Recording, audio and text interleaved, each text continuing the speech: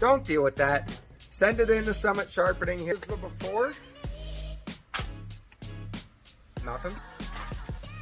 Nothing. You can see it just ripped it as soon as it hits. Nothing.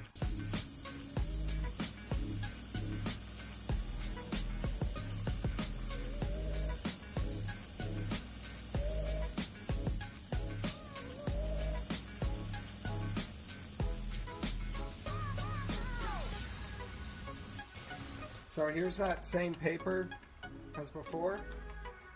The same knife with an actual edge on it now.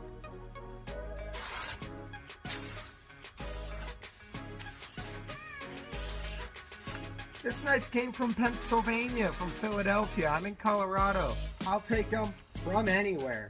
Go ahead, send them in, summitsharp.com. Thanks for watching.